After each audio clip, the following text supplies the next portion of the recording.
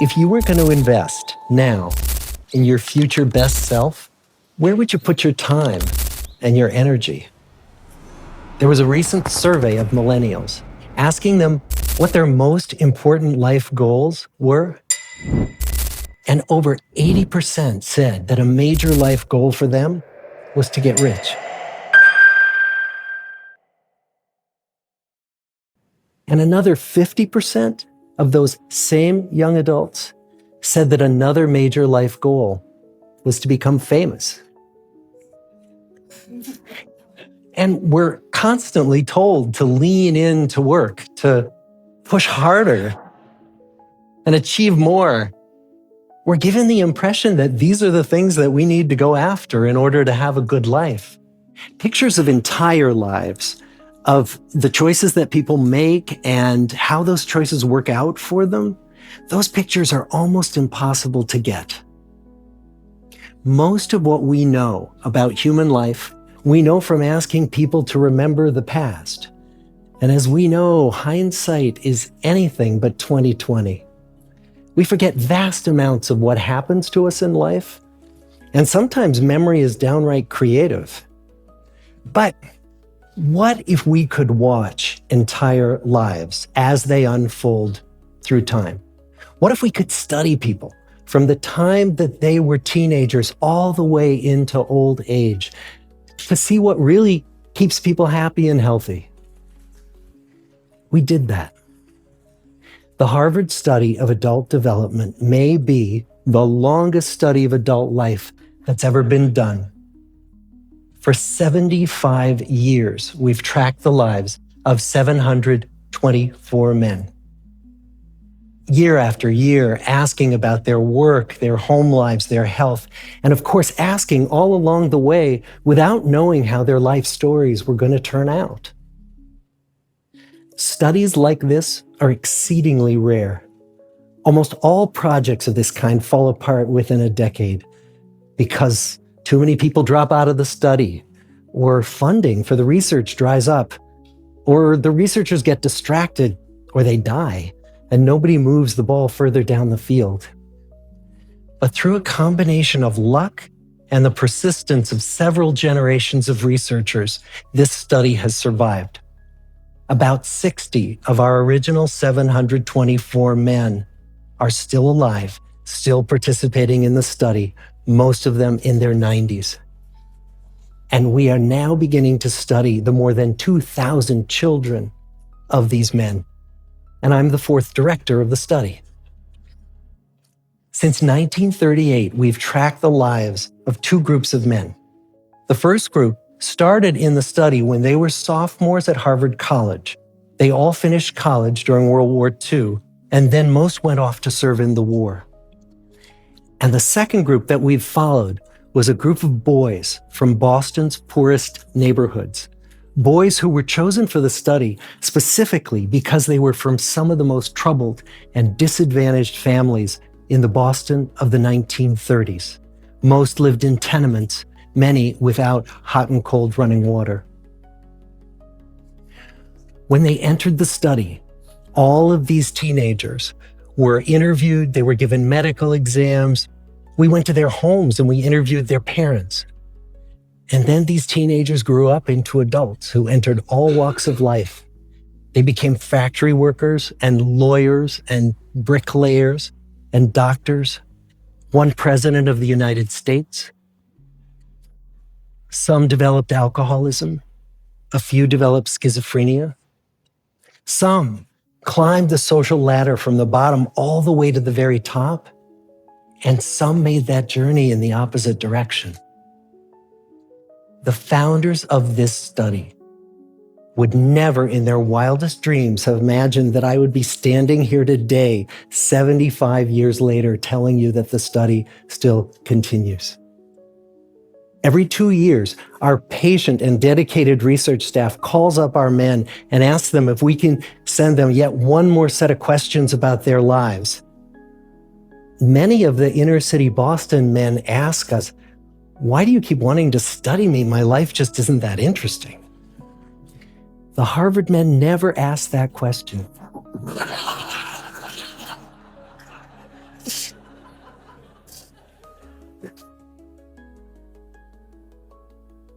To get the clearest picture of these lives, we don't just send them questionnaires. We interview them in their living rooms. We get their medical records from their doctors. We draw their blood. We scan their brains. We talk to their children. We videotape them talking with their wives about their deepest concerns. And when about a decade ago, we finally asked the wives if they would join us as members of the study, many of the women said, it's about time. So what have we learned? What are the lessons that come from the tens of thousands of pages of information that we've generated on these lives? Well, the lessons aren't about wealth or fame or working harder and harder. The clearest message that we get from this 75-year study is this: good relationships keep us happier and healthier, period. We've learned 3 big lessons about relationships. The first is that social connections are really good for us and that loneliness kills.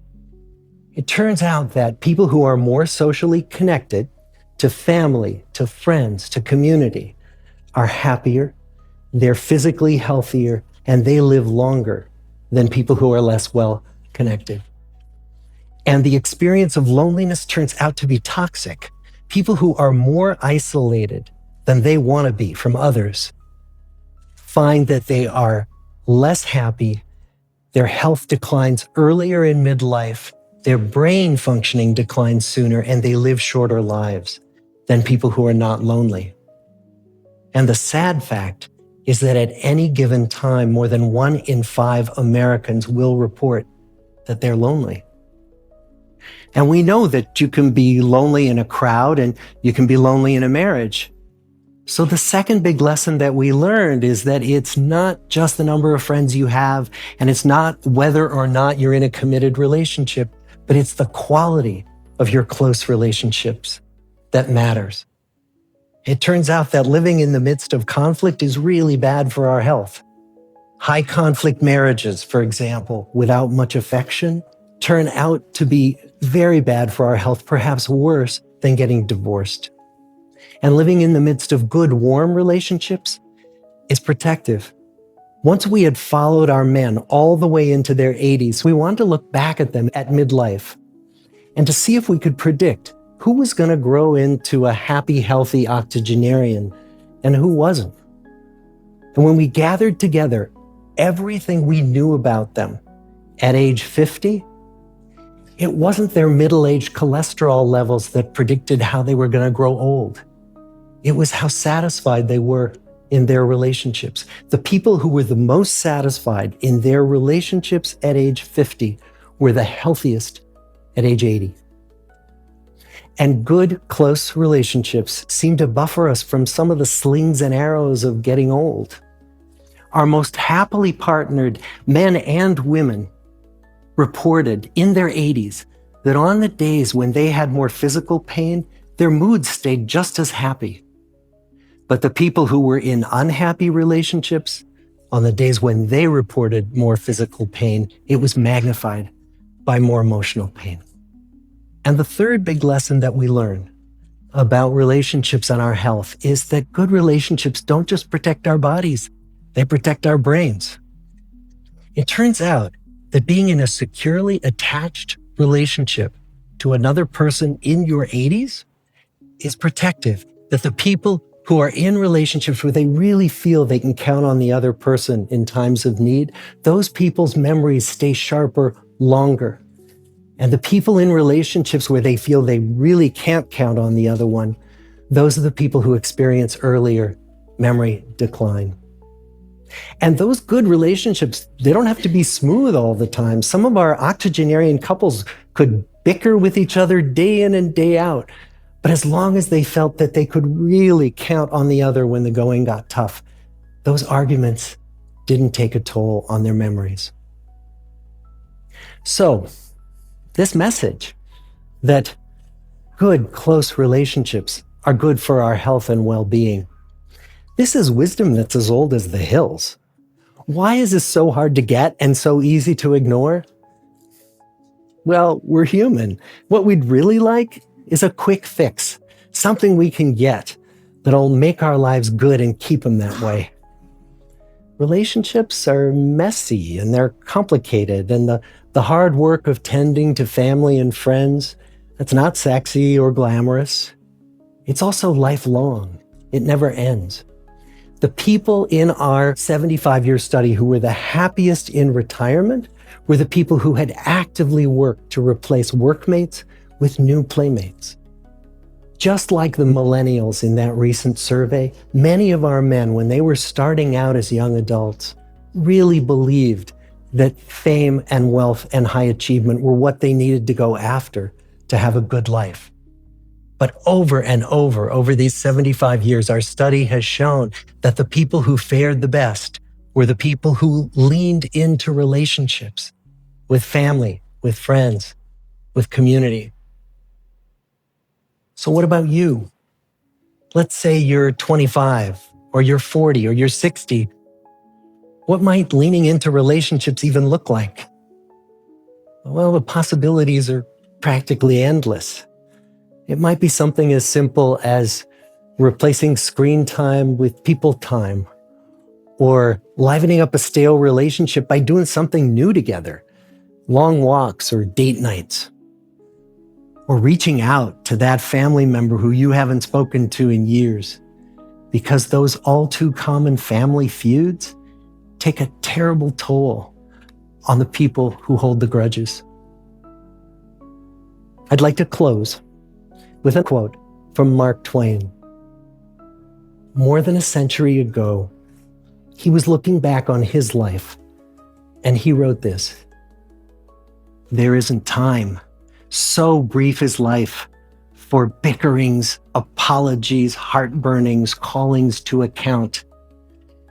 There is only time for loving, and but an instant, so to speak, for that. The good life is built with good relationships,